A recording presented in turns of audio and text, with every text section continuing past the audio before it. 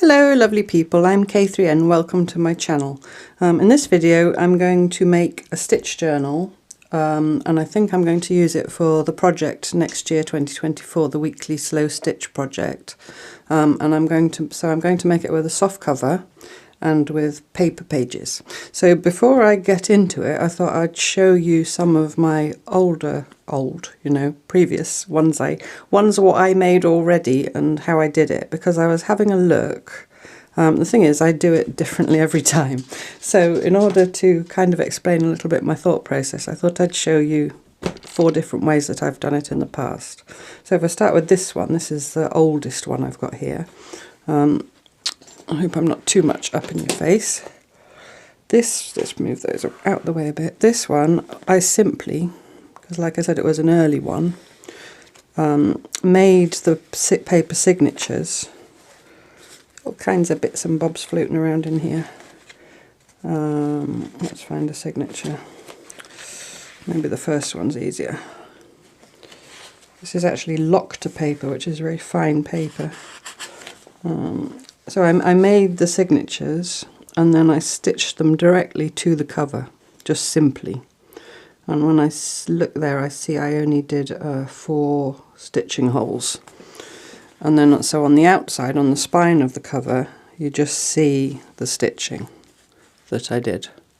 So that was a very simple way of doing it, which works fine. But since then I've explored different ways. So then this one here, if I open it up, they're all such beasts, they all take up so much room. This one had all kinds of different papers in it and things that fold out, and it just got really stuffed. And this one, I didn't want to see the binding stitching on the outside, because I'd done all this slow stitchy stuff already. So what I did was I stitched my signatures, I think there are 4, to a bit of cloth, and then I stitched a bit of cloth to the cover just with a blind stitch. And I can feel as well that I did put some card in there, but I did not stitch the signatures to the card, only to the cloth. And can you see what's there happening? It's kind of pulling at the cloth, and I would fear for that over time if it really got pulled out. So, you know, it worked, but it wasn't perfect. Let's just thread that back in there and put that one to one side. And the third one is this one. This is another way of doing it. Again, it was a soft cover that I made and I stitched the whole piece. Whoops, made you rock and roll, sorry. Must learn not to throw my arms about and just stay within my bounds. Stay within your bounds. So this one I stitched directly through the cover. Can you see that? Can you see the stitching directly to the cover? And then on the outside of it, because the stitching, the binding stitching wasn't pretty enough, I stitched this bit of trim over to hide the binding stitching. And I would say with a forethought and forward planning, that would be the simplest and my preferred way to do it. I think it's the sturdiest, it's the simplest. If you factor that in, if you're going to make a cover, factor in already before you start doing all your fancy stuff where the spine's going to be, and just be aware at one point that you're going to stitch something over it. That would be the way to do it, I think, but that's not how I'm going to do it, and I'll explain why in a minute. And this final one, which you've seen before if you've watched the introduction to Slow Stitch video, this is my big fat alligator mouth loveliness with a great big long cover. Oops, because I had this long piece of lace. Do you see? Does he all fit if I slide him up and down? I had this great big long piece of lace and I wanted to use it in its entirety. So with this one I did the same thing as I did with the coloured one there, the brightly coloured one. I stitched everything to the cover and then I stitched an extra bit of lace over afterwards to hide the binding stitches. So again, I think that is the best way. But, and it's a big but,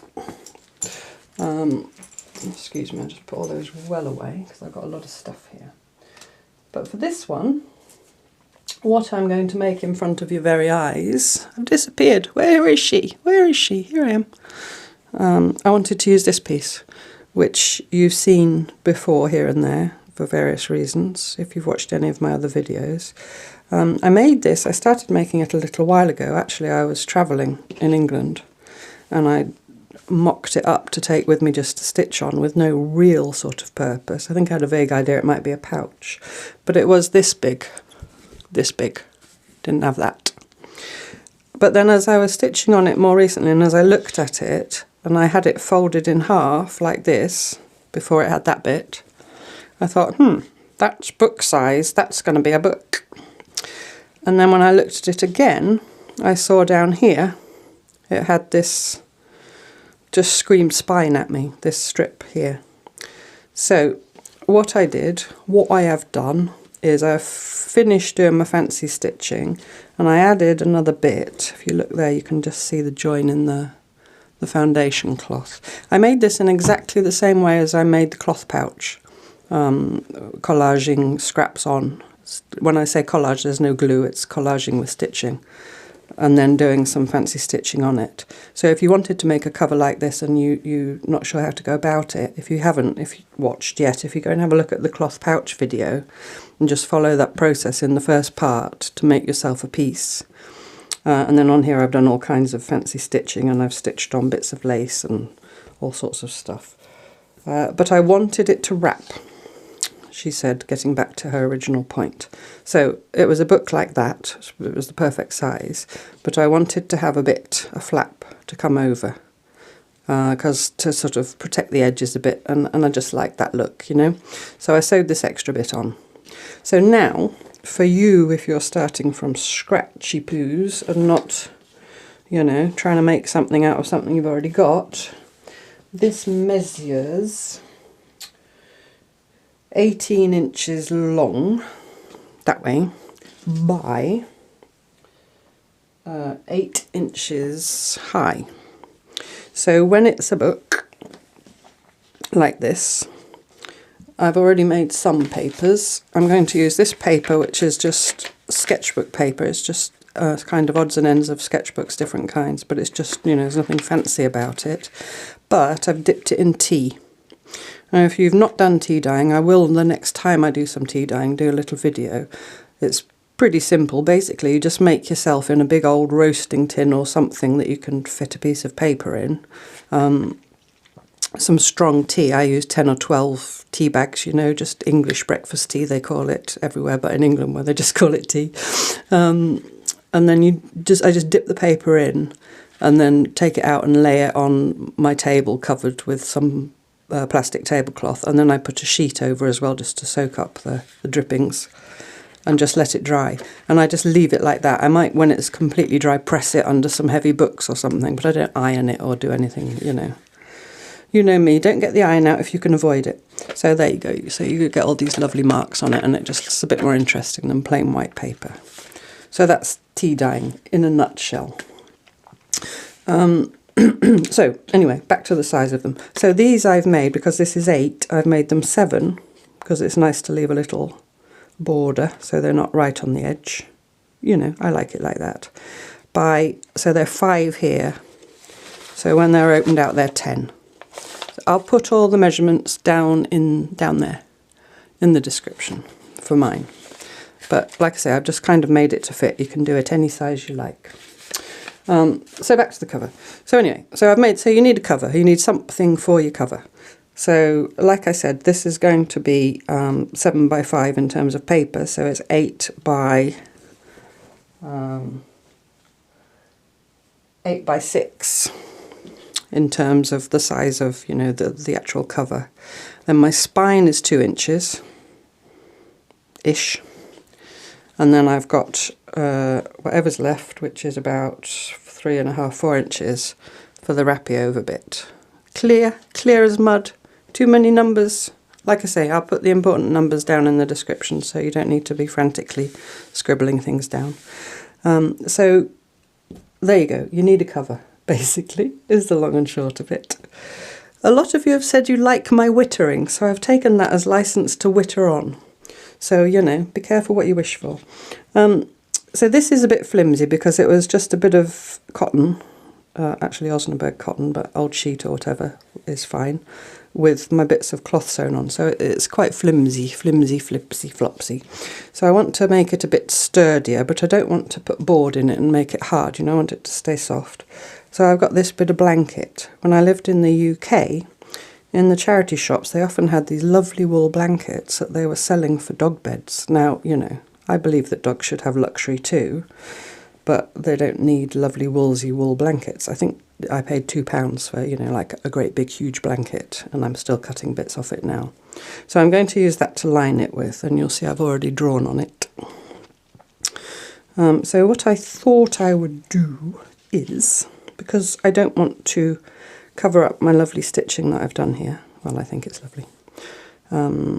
So if I stitch directly right through, you know, you'd have your binding stitches here, which may or may not look nice. I thought I'm going to stitch my pages to the blanket and then stitch the blanket to the cover. So I'll set the cover aside for a moment.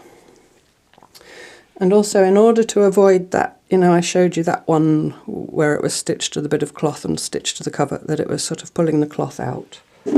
What I thought I'd do, you know, in the interest of learning from past experiences, we don't call them mistakes, I thought I would get this bit of, what do they call it? I think they call that chipboard. That's that really thick cardboard. This comes off the back of a sketchbook, you know, that really thick, but any kind of cardboard would do the job. And I think I'm going to glue. I don't often glue, but if gluing is required, then I'm not afraid to glue. I think I'm going to glue that onto there,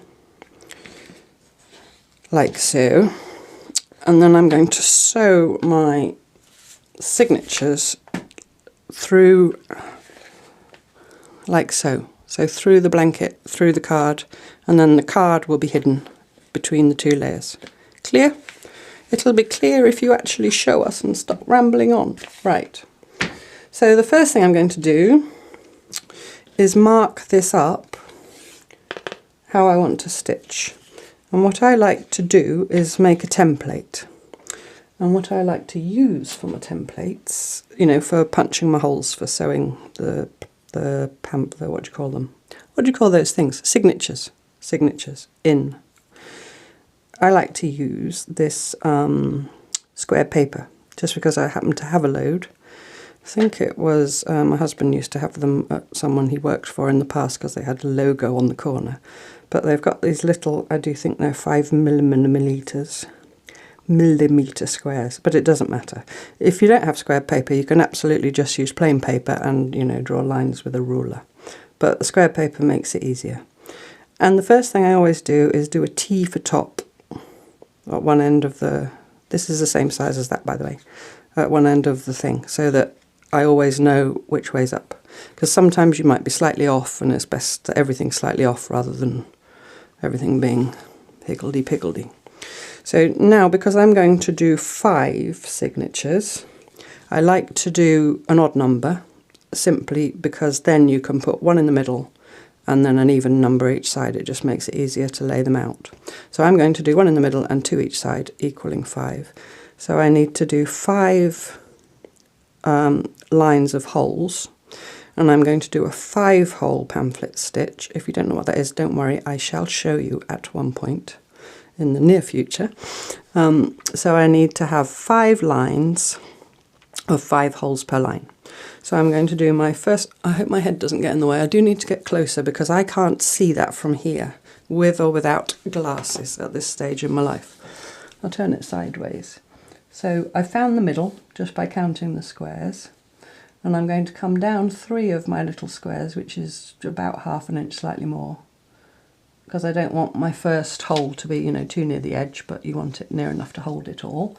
So I'm going to do 1 there, and then I'm going to come the same distance from the bottom, and then I'm going to put 1 in the middle, so that's 3, and then I'm going to go halfway-ish between those 2. So I've got 5 holes. And now I'm going to space them, and I want them quite wide apart because of the stuffedness, although we all love alligator mouth, and we won't hear anyone tell us it's naughty. Still, we want a bit of space because I'm going to be putting stitch pieces in. So happens to just work out that I can go 2 squares apart, and I've got 1 little square on the edge. It might be different for you, but you just want to space them evenly across. I'll hold it up in a minute once I've done it so you can see.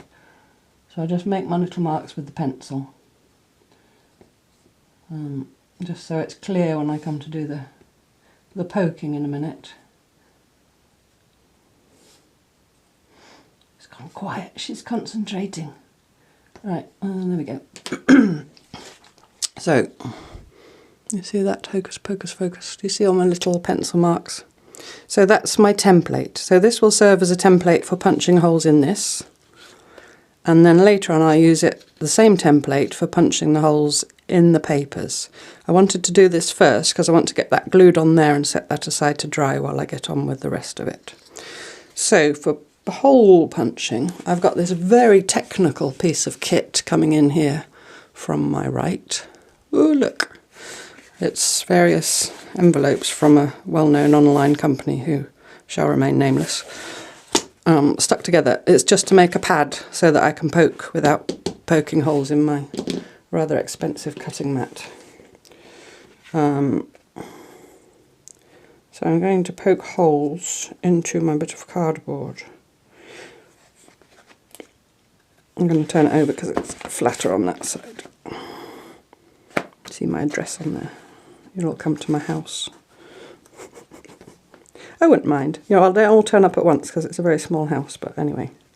Okay, I'm going to do the poking. Again, I'm going to have to do this angly thing so I can actually get in and see what I'm doing. I've got this pokey thing. If you don't have a pokey thing, I think the technical term is an awl. You could just use a great big needle. You know, that's a great big needle, in case you didn't know what I meant. I've also seen people, they've sunk that end in a cork or something, you know, like a wine cork. Not that any of us drink wine, of course, but, you know, can get one from a friend who does. And then you can use that as a pokey tool, or if you haven't got a pokey tool. But I've got a pokey tool, so I'm going to use a pokey tool. Stop saying pokey tool. Right, you can't see the back of my head or anything. So I'm just going to, on every hole, keeping it as vertical as I can, poke, poke. Do lots of poking. Quite like poking holes in things. Right through, making sure I go right through. And I'm doing this first. I could have glued it onto the blanket and then poked right through. I am going to have to find the holes on the other side of the blanket. But poking into all blanket, I know by experience the hole just closes up straight away, so I might as well do it this way. And then it's done. Oh, sometimes when I'm putting effort in, I hold my breath and then I go, ugh, like that. I do apologise for all the grunting and groaning. I'm not a weakling at all, really. I think it's just a bad habit. Okay. Take that off, save it, because we need it again, see? So I've got a piece of cardboard with lots of holes. Ooh, and very, very, very important, T for top. T for top. So I'm going to set that aside because I need it in a minute. I'm going to set that aside as well. And now I'm going to glue this onto here. So I've got, this is called tacky glue. This is just what I buy in my local crafty type shop. It's basically just PVA. Because it's going to be stitched through, so it doesn't have to be anything mega. I'm just going to hope some comes out. Come on, there we go. Do some gluing. Try not to get it all over my fingers. Would have been handier if I got some scrapey type thing. Excuse me while I riffle about. In here, there, that'll do. For a bit of packaging, cardboardy stuff. Don't get it on your cutting mat. I've got a lovely little piece, well not a lovely, a manky little piece of old papery stuff that I spread out when I glue normally, but I've been very naughty and not used it. So I have to be careful and not make a mess. And I've got too much glue on there.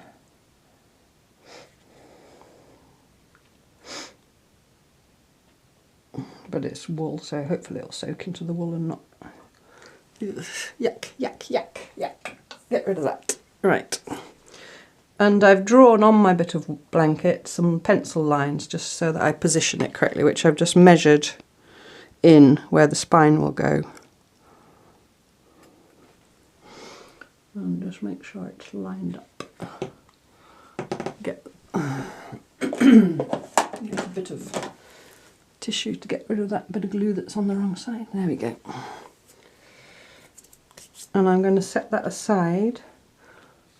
If you just will excuse me for one moment, talk amongst yourselves, I'm going to put it over there and I'm going to put a heavy book on it. I'm going to get a heavy book. Maybe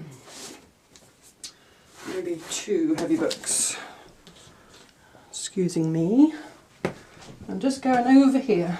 I'll be back. I'm coming back, don't worry. There we go. And the dog's following me. I'm back, I'm back, I'm back. Right, so I've just put that over there with some heavy books on it, just to dry. I'm wiping the lid of my glue. Look how good I'm being. I'm putting it away for next time. Okay, so now we go back to the papers. And so you didn't have to sit there for hours and watch me fold loads of papers. I've done 4 already, and like I said, I want 5. But I left the 5th one. Not because I don't think you can't, you know, cut and tear and fold paper. I'm sure you can.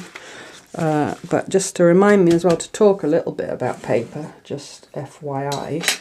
Paper has a grain. In general, most of the time, at least I've never met a pad of paper that wasn't thus. The grain runs the long way. And it's much better and sturdier to fold with the grain, like so. So the long grain's there, than it is to fold like so. Because that way, if you're folding across the grain, you've got all the little ends, if you can imagine, that can break and not give you a nice fold and over time disintegrate and your pages will pull out of your book. So on the whole, I buy A3. Excuse me, I'm sorry. Sorry about that. On the whole, I buy A3 paper because if you've got A4, imagine that's A4, you're inclined to fold it, you know, that way, and you'll be going cross-grain. So I buy A3 and then cut my pages like this, so they're folding that way. Does that make any kind of sense at all? I hope so. I just find it more economical and, you know, for getting your fold on the grain. So what size did I say my pages were? Shout out if you remember. I think they were 10 by 7. 10 by 7, yes, 10 by 7. So all I'm going to do, you can do this with scissors, you can do it with a craft knife and a straight edge, you could do it with a special rotary cutter that you only use for paper. You could do it with one of those handy dandy fancy paper cutters, which I do have but nearly never use. So I want it to be 7 high, 3, 6, 7. I just use a metal ruler and my cutting mat. Is there anything nicer than the sound of paper tearing? Excuse me, I'm sorry for that. I have had a very bad cold. I would have done this sooner, but I was even worse before and I thought it would be really unpleasant for you all. The cross-stitch video, I sounded in perfect health. That was because I actually recorded that before my cold kicked in. 3, 6, 9, 10. So 7 by 10. These little bits I save because they're handy for all kinds of things. And one more. Now in terms of numbers of pages, because I'm going to do 52 weeks, because it's a year, excuse me while I can't do 2 things at once, 3, 6, 7. I wanted 52 places to stitch my my little stitch pieces into. So I thought if I do 26 folios, this is called a folio, which is basically the double page that you fold in half to make, you know, then I can stitch a piece onto there, not stitch anything onto there, and stitch a piece onto there. Do you see? Is that plain? So if I have 26 of those, each one will take two stitch pieces, and then on there I can write something, or I can just leave it because it will have whatever I've stitched onto there, it will have the stitches on the back. So 5s into 26 do not go, 5s into 25 do. So I thought if I have 4 that have got 5 pages, makes 20, 4 5s are 20. Oh, maths with a recovering from a cold brain. 3, 6, 9, 10. So if I have 4 5s are 20, and then the 5th one I'll just do 6 pages to make 26.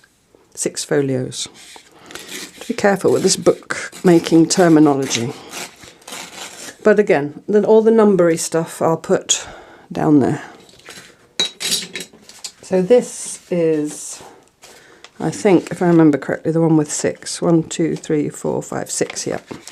Now, I've seen some people fold them individually and then slot them together. I don't do that.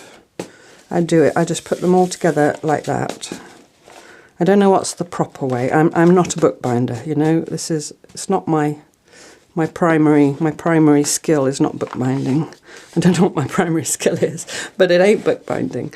I've got my fingers there to hold them, and then I'm going to do that. Now there is no way in the world ever, unless you've got wafer thin paper and only a couple of sheets of it, that you will get it all to line up there when it's folded. And if you don't know why, I'll tell you. This is a bone folder. If you don't have a bone folder, that's not strictly necessary. You can just do it with your finger, or you know, your ruler, or the handle of your scissors. But I've got a bone folder, so I used it. Yeah, you'll never get those to line up because this outside piece of paper is having to wrap all the way around all the ones inside it, and the inside piece of paper isn't having to do anything like that at all, so it's bound to stick out further. Now if you don't like that, what you would do is you'd make all your signatures, and then you would get a ruler and a knife or a rotary cutter or a pencil and draw a line and then cut with scissors and trim that. Me, for my own part, number one, it doesn't bother me. Number two, I know that when I've stitched, you know, when it looks like this, nothing is lining up anymore anyway, so why bother? Right, so that's the middle one, because that's got 6. It doesn't have to be the middle one, but, you know, symmetry. I'm going to make it the middle one. So that's going to be my book. And if I now hold them up against my measuring mat, I see they do fit within 2 inches, but without much space in between. So we're going to get alligator mouth again. Do we mind? Not a jot. If you did mind, you'd obviously have to have a much wider spine, because if I let them sit how they want to sit, even now without anything in them, if I just let them plump out, they're more like 3 inches. So probably with stuff in them, you'd need at least half that much again. So you'd need your spine to be maybe 5 inches wide. Or you'd have to do, you know, you could do 4 seasons. If you didn't like that, you could do four books for the year, 1 for each season, something like that. But I like having, you know, 1 book that's fat and alligator mouthy. So there. So those are my pamphlet, what are they called? Signatures. Those are my signatures. So the next thing I need to do is poke holes in my signatures. So I've got my little template. I'm going to fold it in half, because obviously the signatures only need 1 hole. Well, they need 5 holes, but you know, 1 line of holes.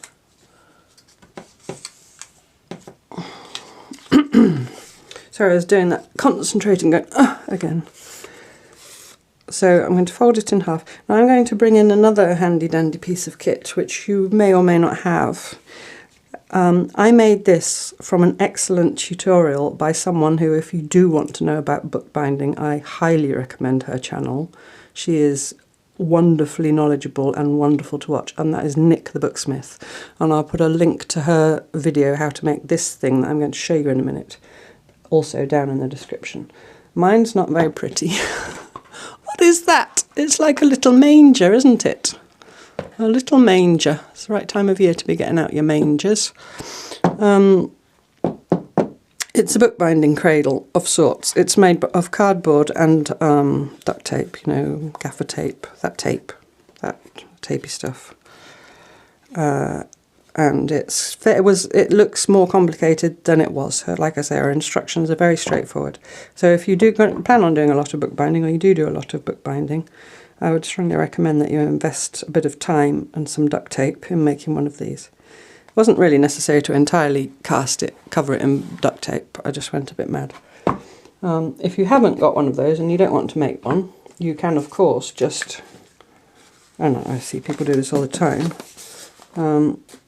put your template in there like that and get something behind that's not your finger, because that'll hurt, and just poke like that. Poke your holes, and that would be, you know, perfectly fine. Since I've gone to the trouble to make that, I'm going to use it. The other thing I'm going to do as well is I've got these giant paper clips. If you don't have giant paper clips, before I found these giant paper clips, I used to use clothes pegs just to hold it together. Or you could use, you know, those kinds of clips, but I like my big paper clips. So in the interest of at least making an effort, I'm going to just tap at them a bit to make sure they're somewhat lined up, and I'm going to put a paper clip each side. What I usually do is do one there and one there. Why I like these is because now there's nothing sticking out for anything to catch on when we start sewing. And I'm going to paper clip all of them, actually, all at once up front while I'm about it. And did you see this? You can just, with your thumb, I just love these big paper, simple things. They weren't very expensive. They're in a local sort of stationery crafty type shop. And I thought, oh, I like those. I must have those. I'm not a great buyer of new things, but sometimes you just got to have things. And some are gold and some are silver. One pack. Right. Probably everybody in the world's got these, and you're all thinking, why is she getting so excited about giant paper clips? They're just a normal thing. They're just a thing. I've lived a sheltered life which did not have giant paper clips in it until recently.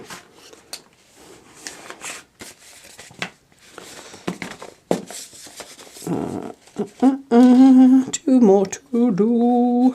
It's alright, it's all given the glue time to dry.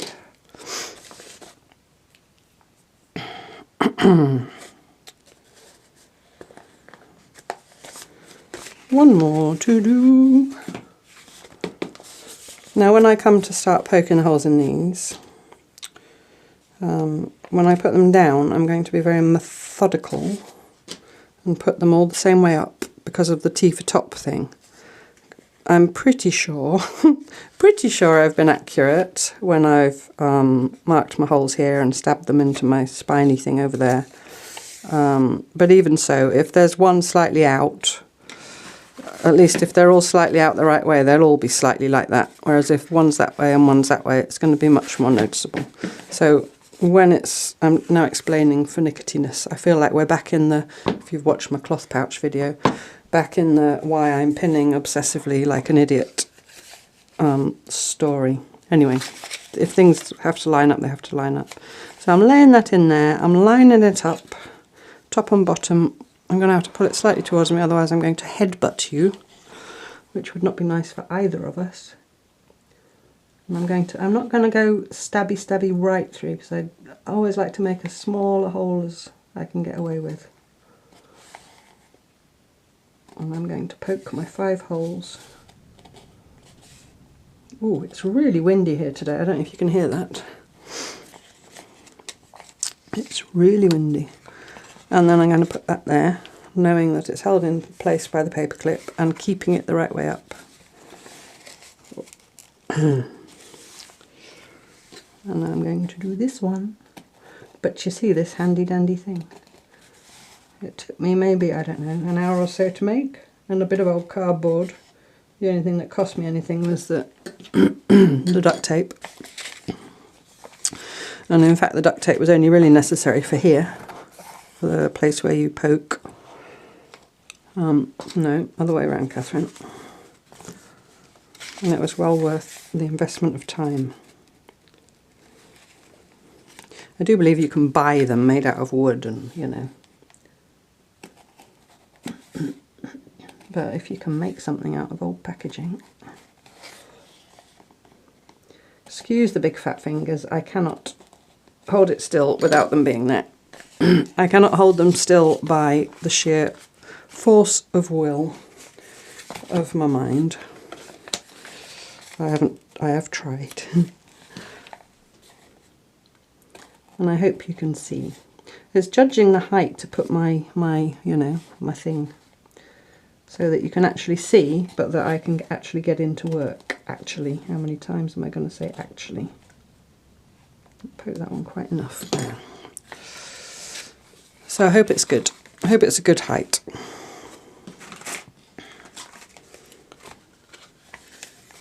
The dog snoring. I hope you can't hear the dog snoring.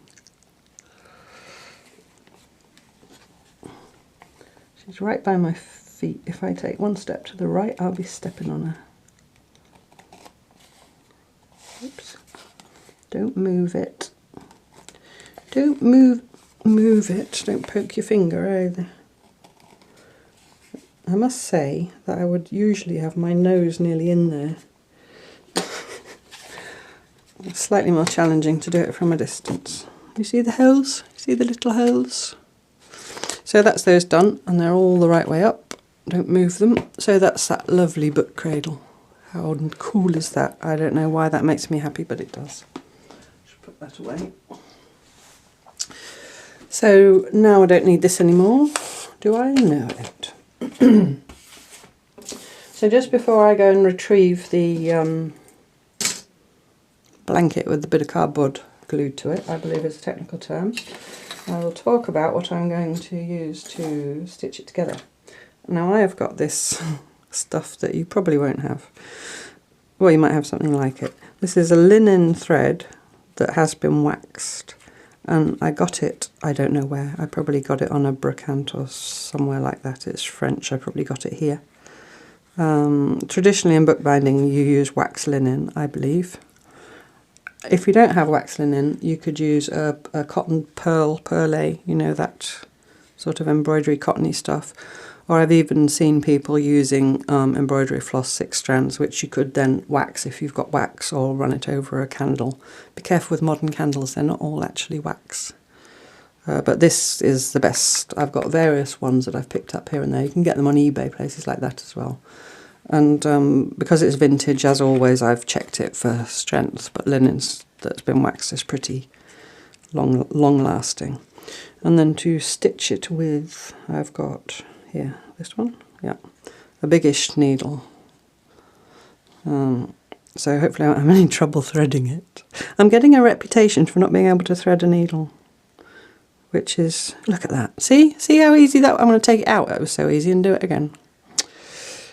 I don't know what it is. I think I'm just, maybe it's because I'm not got my nose pressed up against it when I'm making these videos. But I absolutely, hand on heart, do not have trouble threading needles as a general rule. Okay, I'm going to go and retrieve my bit of blanket. Excuse me while I go over here. I don't know if you can still hear me. Hello, oh hello, I'm still here. There's my glue dry. Dry enough. Here it is, I'm back. Could you still hear me? We'll find out. So now I've got this. I need to stitch my thingy-bobs to it. But obviously I'm going to stitch them to this side. I think I'm going to work with it that way around. So what I'm going to do is get my template, and actually I've cheated and done this off camera, so I'm going to mime what I did. What I should have done before I glued my bit of cardboard on there is I should have laid my bit of cardboard on this side and then made little dots through the holes in the cardboard. I didn't think I had one of these, but I just found it the other day. It's one of those blue pen thingy bobs, you know, that goes away with water. But just a sharp pencil or pen or whatever, you're making tiny dots and you won't see them once your papers are in. And then I laid my template on there, and then I lined it up where the cardboard is underneath, and then I marked little dots through each hole. But when you do it, before you glue your cardboard on, do that first.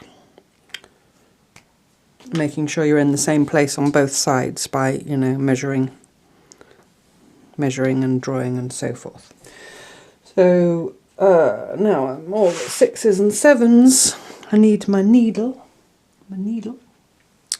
And my thread and my signatures, and it doesn't really matter which side you start. I'm just going to start here and work that way. Now I'm going to do, like I said earlier, a 5-hole pamphlet stitch, and for that I like to pull off 3 times the height of my thread plus another bit for luck.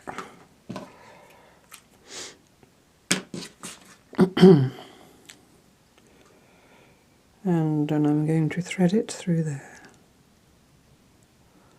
like that, with such ease. See, I can thread a needle. I'll make sure it's not got any bumps or weird things in it. And then I'm going to go in through the middle hole of my signature, and then I'm going to go in through the middle back hole where that dot is. Hopefully that's where the hole is, everything being well. And the corresponding hole of my spine. There we go. You see, I'm through. That's good. Now this is all a bit, especially since I got this extra flippy floppy bit, a bit awkward, but I hope you can see what I'm doing. So I've gone out through the middle hole, and I'm going to go back in through in one direction or the other. How I hold it is I kind of get these 2 fingers in the paper, and then my other finger in there, and then my thumb there. Do you see, like that? So then I'm going to go through the next hole up, making sure I'm on the same line, and making sure not to stab myself the other side. Flop the blanket out of the way. And then come in through the corresponding hole. And you see what I'm doing of the papers. It actually gets easier when you've got a few on there, rather counterintuitively, because it sort of gives you a bit more structure to hold on to. And I'm going to go out through the top hole of the papers, and then out through the corresponding hole. The dog's now scratching herself. Stells, don't scratch yourself, it doesn't help.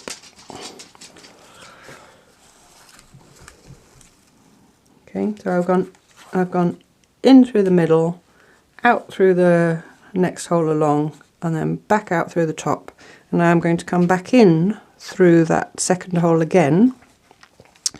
And this time, what you do have to be careful of is that you don't pierce your thread with your needle. That's really a pain, that flippy floppy bit. Actually, just one second. You know what I'm going to do? I'm going to get some more of my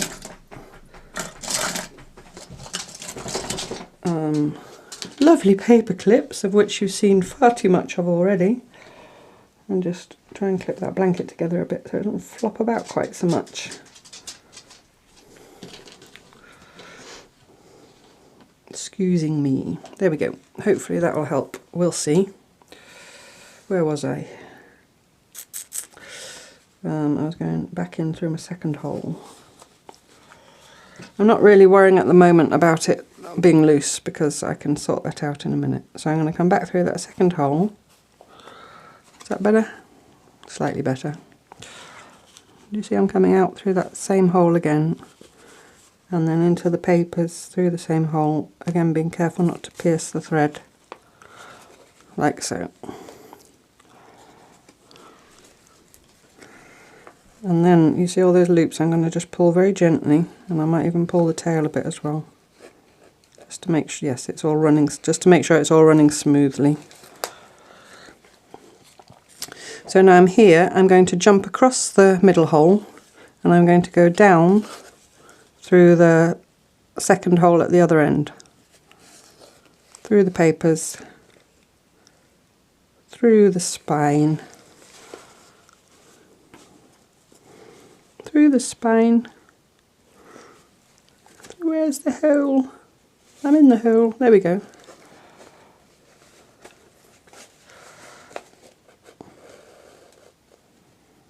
There's my tail. There we go. And then back through that top hole again. And basically I'm going to do exactly the same thing at the other end that I did on the first end. So through that hole, through the papers, and we're through.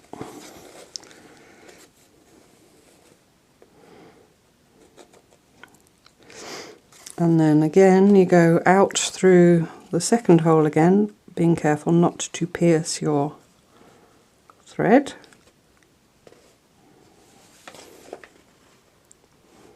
Come on, behave yourself. There's a good lad. Good lad. And then you come right back to where you started from, back in through the middle hole. Same thing, being careful not to pierce your thread. Can you see that? And out there. Now when you come out, you really would like to have, although it's not the end of the world if it doesn't happen, your tail at one side of that centre strand and the needle coming out the other side, like that. And then once you're through, you can take your needle off and put it to one side. And then I'm going to lay it down and fiddle about with it. Now you don't want to be yanking it super tight because you will tear your paper, but you just want to make sure that everything is snug. So I pull on one tail and I'm looking at the same time, I'm sorry you probably can't see, but I'm looking at the same time that everything is pulled up snug, that the spine of that little signature is touching the spine of the book, and that those are all, see that's still a bit loose there. So I'm just going to fiddle about with those. Bear with me. Bear with me.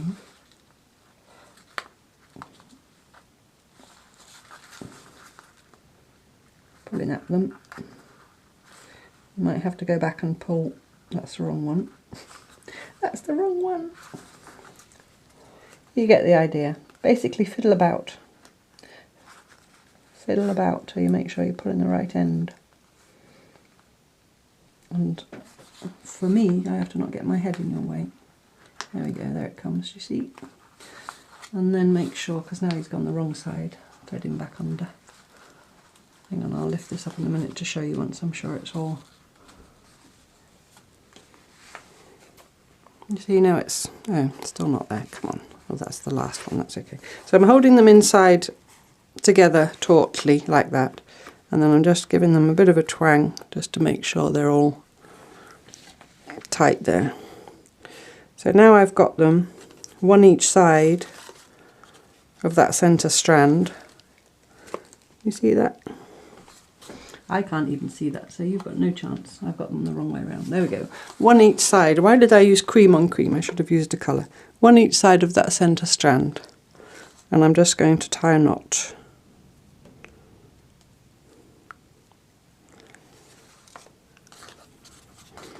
Somewhat tightly, but not pulling like mad. And then I'm going to tie another knot. And then probably that's enough, but I just do a third knot just for extra secureness. I actually had way too much thread, but I'd rather have too much than not enough. And then because it's wax thread, you can actually burnish your knot, which just means giving it a little poke with the end of your, gently so you don't tear your paper or anything, with the end of your bone folder. Again, you could also do it with the handle of some, you know, the plastic handle of some scissors, or even the back of your thumbnail. And it just kind of squidges the wax a bit. And then you've got a choice. You can either leave these for later, because you might want to tie some little beads on them, or, you know, make a feature of them, or you can cut them off. I think I'm going to cut mine off, but I'm going to cut them, I don't know. I think, I don't know. What shall I do? Tell me. I'm going to cut them there. That's what I'm going to do. So I've got a bit of an end, but and then I can always trim them back later. So that's the first one on. Clear the process. Do I need to do another one? Shall I do another one on camera? Let's do another one on camera. So 3 times the height was more than enough. I'll do a bit more just because I can't help myself. Get my needle. I'll do one more. If you've got it from the first one, is that the right needle? Right. If you've got it from the first one, then you can fast forward. If you want to see it again, then you could have rewound. But I'll do a second one anyway, why not? And so out through the middle, and then I'll do the other 3 off camera, and then I'll come back. So now I'm going into the second line of holes, the middle one, middle to middle, like so, pulling it through but not all the way through, like so. Then the next hole up, you could go either direction, doesn't matter, but the next hole. I hope you can see I can't really hold it up in the air because I haven't got enough hands or a willing assistant. Well, there's the dog, but she'd be no use at all. And the second hole in the signature. Tail back a bit. And then out through the third hole, into the third hole.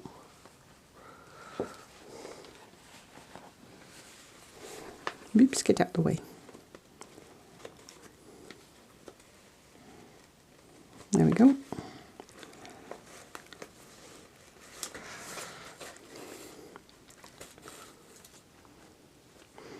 And then back through the second hole, again, being careful not to pierce your thread. This is every shade of awkward that you could possibly imagine. I hope it's helpful. This is the first time, it's not the first time I've done this, obviously, but it's the first time I've done this and had to worry about people being able to see what I was doing. Out through the second hole.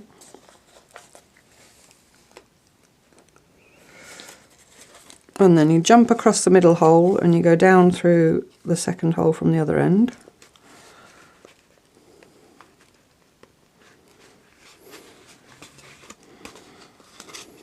I'm trying to hold it up for you. See, I do try. The tail.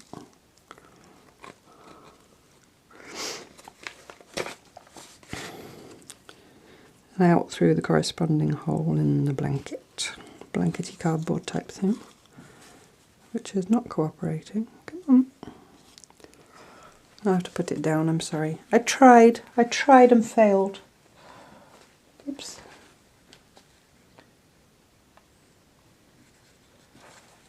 My drawn hole doesn't line up with my punched hole. That's not helpful. Come on. You know you want to. There's a good lad.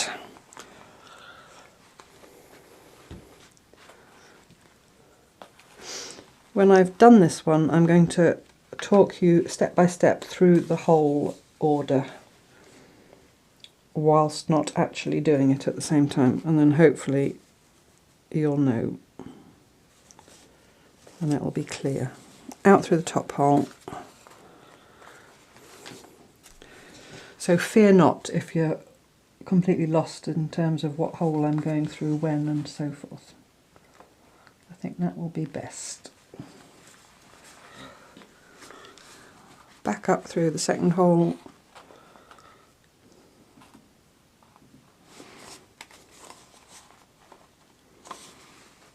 And then back out through the middle hole again.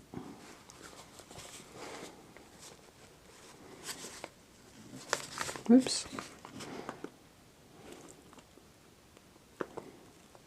Trying to make sure that I come out.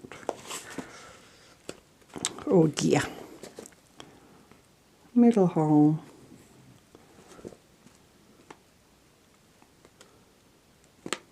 Come on.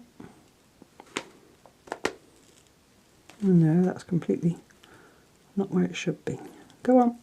There we go. The other side of the strand. Actually, I'm just going to thread it under afterwards. I don't dare go back. Took me long enough to get there. Get my tail off, get my needle off. Make sure it's all pulled up snug. Again, really, you kind of have to be firm but kind. It's like raising children. You have to be firm but kind. Oh, sorry, I suddenly shouted at you. Because if you really pull at it, you'll rip holes in your paper. Ask me how I know. And just check that for attachedness. Give it a twang. That needs to be pulled a bit tighter.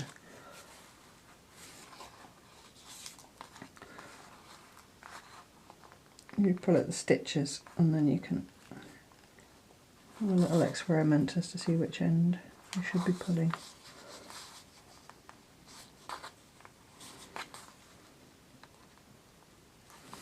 Why won't you pull? There we go. I was pulling the wrong end, that's why.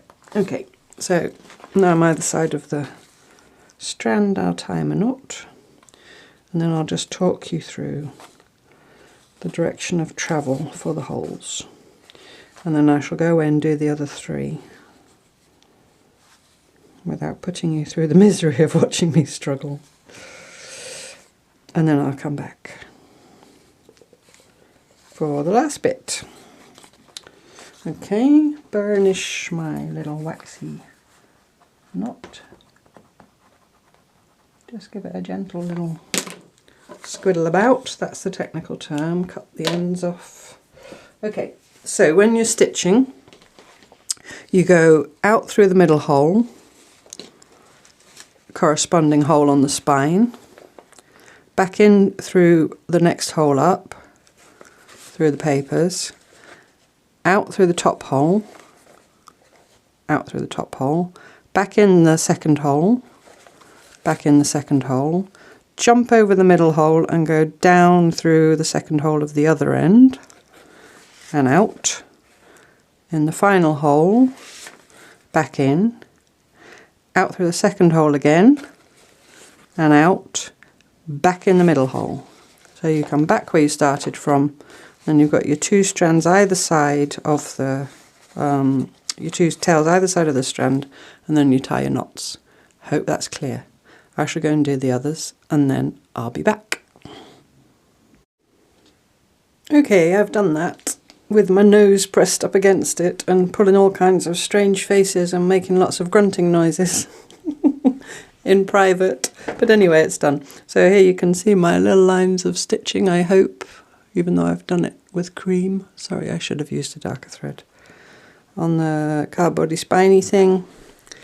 And then if I open up my little blanket, here's all my lovely pages. And if you look in between the signatures, you see there is space, but not enough space.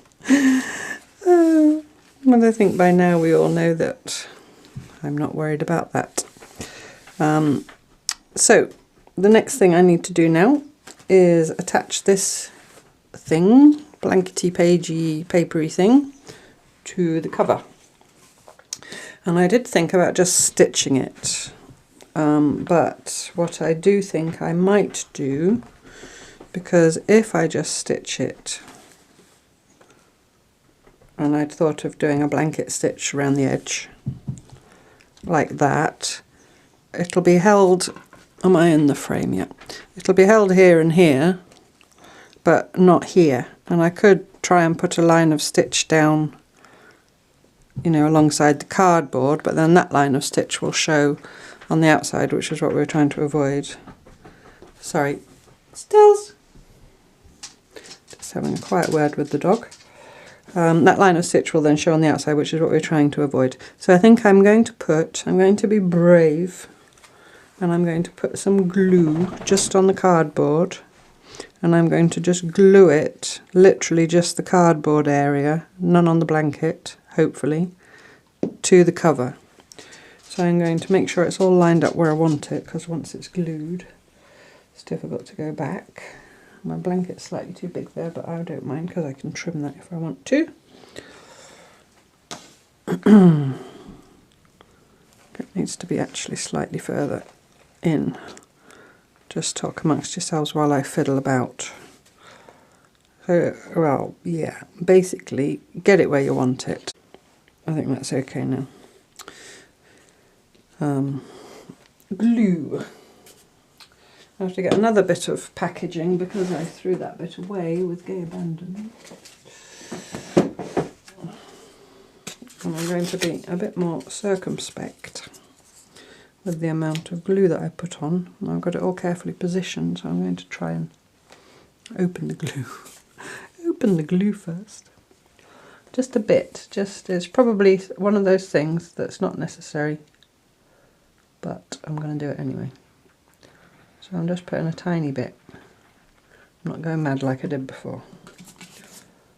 And in fact, that's probably more than enough.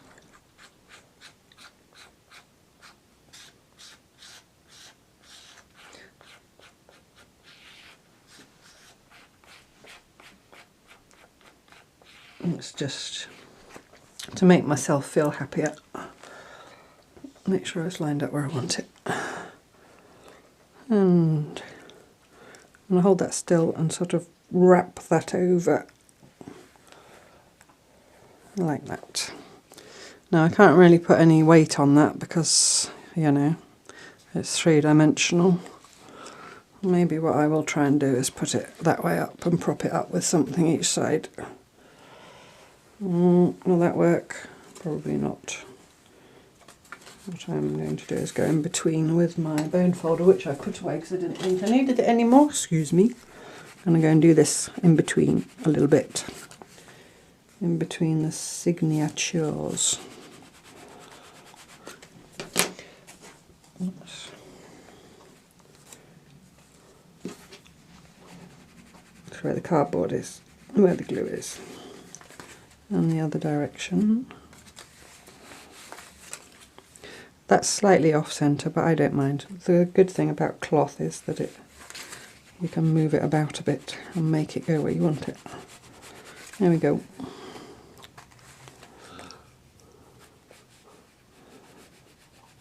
Right, now I'm just going to leave that. I think I'm just going to leave it like that. Oh, I know. I'll put a book on it. I'll put this great big heavy book on it. My book, Universal Book of Knowledge, that belonged to an uncle of mine. I'm going to put that on it and put it that way around.